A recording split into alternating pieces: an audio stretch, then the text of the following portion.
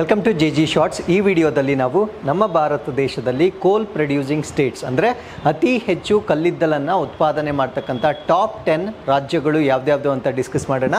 So ಮೊದಲನೇ ಸ್ಥಾನದಲ್ಲಿ ನಾವು ಜಾರ್ಖಂಡನ್ನು ನೋಡ್ಬೋದಾಗಿರುತ್ತೆ. ಸರಿಸುಮಾರು ನಮ್ಮ ಭಾರತ ದೇಶದ 26% ಕೋಲನ್ನು ಜಾರ್ಖಂಡ್ನಿಂದ ಉತ್ಪತ್ತಿ ಮಾಡಲಾಗುತ್ತೆ. ಸೊ ಎರಡನೇ ಸ್ಥಾನದಲ್ಲಿ ನಾವು ಒಡಿಶಾವನ್ನು ನೋಡ್ಬೋದಾಗಿರುತ್ತೆ. ಸೊ ಮೂರನೇ ಸ್ಥಾನದಲ್ಲಿ ನಾವು ಛತ್ತೀಸ್ಗಢನ ನೋಡ್ಬೋದು. ನಾಲ್ಕನೇ ಸ್ಥಾನದಲ್ಲಿ ನಾವು ವೆಸ್ಟ್ ಬೆಂಗಾಲನ್ನು ನೋಡ್ಬೋದಾಗಿರುತ್ತೆ. ಮತ್ತು ಐದನೇ ಸ್ಥಾನದಲ್ಲಿ ನಾವು ಮಧ್ಯಪ್ರದೇಶವನ್ನು ನೋಡ್ಬೋದಾಗಿರುತ್ತೆ. ಸೊ ಎಲ್ಲ ರಾಜ್ಯಗಳು ನಾರ್ದರ್ನ್ ಪಾರ್ಟ್ ಆಫ್ ದಿ ಇಂಡಿಯಾದಲ್ಲಿರ್ತಕ್ಕಂಥ ರಾಜ್ಯಗಳಾಗಿರ್ತವೆ.